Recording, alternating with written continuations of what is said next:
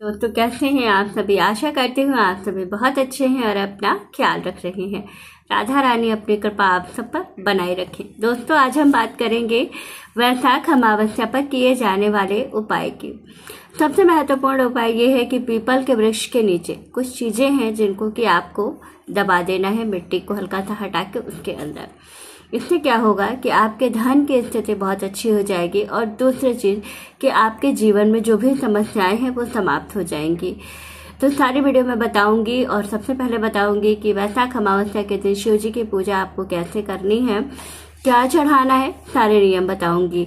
लेकिन उससे पहले अगर अभी तक आपने मेरे चैनल को सब्सक्राइब नहीं किया है तो चैनल को सब्सक्राइब कर लीजिएगा और बेल आइकन को दबाना बिल्कुल ना भूलिएगा। और जो भी उपाय और जो सारी चीजें मैं बताऊंगी ये सारा कुछ पंडित प्रदीप मिश्रा जी द्वारा बताया हुआ है। ये 100% काम करता ही है।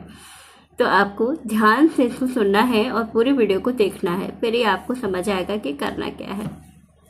चलिए वीडियो शुरू कर लेते हैं और सारी चीज़ों को आप लोगों को बता देती हूँ कि क्या करना है और कैसे। देखिए सबसे महत्वपूर्ण चीज़ अमावस्या की तिथि है और ये जो अमावस्या की तिथि होती है ये विशेष रूप से हमारे पितरों के लिए होती है। लेकिन ज़रूरी नहीं है कि हम पितरों के लिए ही, हम बहुत कुछ अपने लिए भी करते हैं।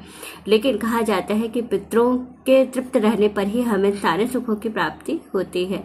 सभी देवी देवता एक तरफ हो जाते हैं जब हमारे पितर अगर प्रसन्न रहते हैं तो हमारी जो मनोकामनाएं हैं वो बहुत जल्दी पूरी हो जाती हैं। करना क्या है, देखिए सबसे महत्वपूर्ण चीज कि आपको सबसे पहले शिव जी की पूजा करनी है। तो शिव जी की पूजा आपको कैसे करनी है कि प्रतिदिन के तरीके से आपको 5 चीजों से भोलेनाथ का अभिषेक करना है और अभिषेक करने के बाद संपूर्ण पूजन जब आप कर लेंगे भोलेनाथ का तो आपको एक चीज और चढ़ानी है आज, सत्तू। सत्तू को क्या करना है, थोड़ा सा पानी में घोल लेना है और उसको शिव जी पे समर्पित करना है। ऐसा करने से कहा जाता है कि हमारे जीवन के बहुत सारे कष्ट दूर हो जाते हैं। और पितरों को प्रसन्न करने के लिए अगर हम शिव जी की विशेष रूप से आराधना करते हैं तो हमारे पितृ भी प्रसन्न होते हैं और हमारी कामनाओं की सिद्धि भी जल्दी होती है।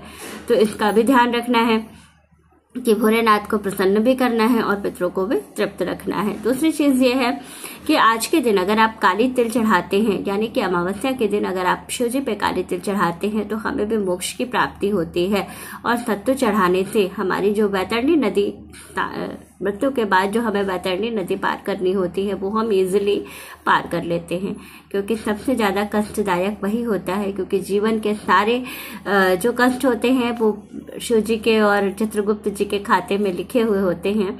उन्हीं के उससे जो है हम वैतरणी पार करते हैं। इसीलिए जीवन में अच्छे कर्म करें और जो सत्तू है ये जरूर चढ़ाएं शिव जी पर, तो वैतरणी पार करने में आपको परेशानी नहीं होगी। दूसरी चीज ये है कि आपको आज के दिन, यानी कि जिस दिन ये अमावस्या होती है, इस दिन 4 मुख का दिया आपको जरूर जलाना चाहिए। कहाँ पर, जो 4 मुख का दीपक है ये आपको जलाना है एक शिव जी के मंदिर में, जो आपकी चारों दिशाओं में किसी तरह की परेशानी से आपकी रक्षा करेंगे। दूसरा एक चौमुखी दिया और जलाना है आपको अपने घर के मुख्य द्वार से थोड़ी दूर पर। ये हम अपने पितरों के नाम से निकालते हैं। ये दीपक इसलिए निकालते हैं कि हमारे पितृ चारों दिशाओं में कहीं पर भी हों तो उनके वो तृप्त हों हमसे। तो इसलिए जो है वो एक घर के बाहर मुख्य द्वार से कुछ दूर पे जाकर के जो है उस दीपक को निकालना होता है।